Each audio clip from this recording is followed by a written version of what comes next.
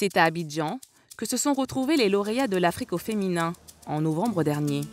Venus de 6 pays différents, tous partagent la même ambition. Raconter en images la place de la femme dans la société africaine.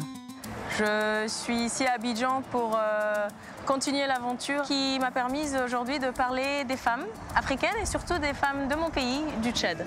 On sait qu'en Afrique, les femmes se donnent de plus en plus de voix, sont de plus en plus autonomes et de plus en plus indépendantes.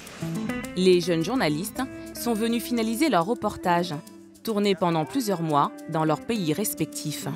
Portraits de femmes engagées ou questions de société, chacun veut sensibiliser le public aux défis rencontrés par les femmes du continent. Laura Mel a choisi de parler des grossesses précoces. C'est un reportage sur les grossesses chez les jeunes filles scolarisées en Côte d'Ivoire.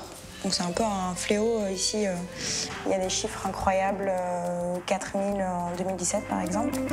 Je parle de Fatima Sokar, qui est une femme qui est entrepreneur en agro-business. Elle fait partie des rares, mais très très rares femmes qui sont en train de se battre et dans un contexte assez difficile en ce moment au niveau du Tchad pour pouvoir réaliser leurs rêves.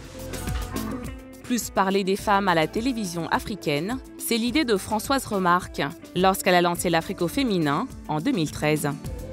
À l'origine réservée aux réalisatrices, la formation s'est ouverte aux hommes cette année.